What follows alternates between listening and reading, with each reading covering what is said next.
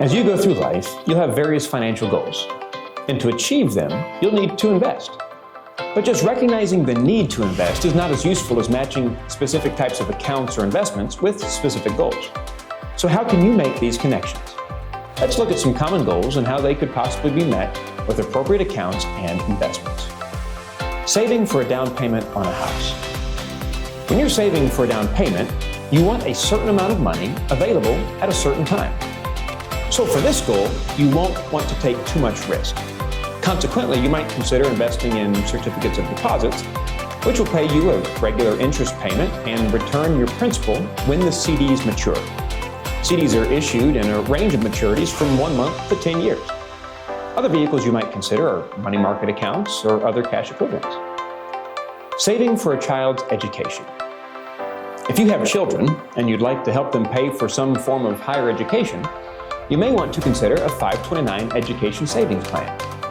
Any earnings growth in a 529 plan is federally tax-free, provided the withdrawals are used for qualified education expenses, and you may also receive state tax benefits. A 529 plan can be used for college, approved trade school programs, student loan repayments, and some K through 12 costs.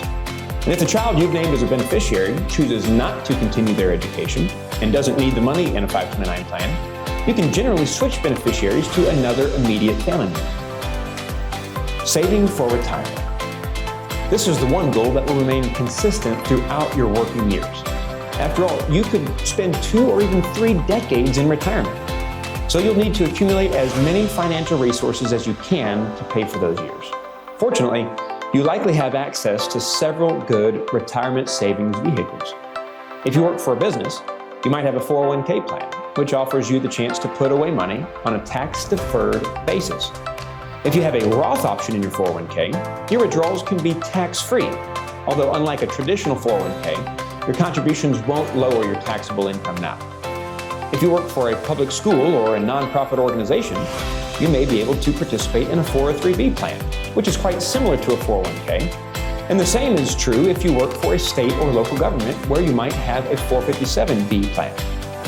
And even if you invest in any of these plans, you can probably also contribute to an IRA, which gives you another chance to invest on a tax-deferred basis or a tax-free basis if you're eligible for a Roth IRA. Try to take full advantage of whatever retirement plans are available to you. Here's one final point to keep in mind. While some investments and accounts are appropriate for certain goals, they may not necessarily be suitable for your individual situation. So keep all your options in mind and take the steps that are right for you.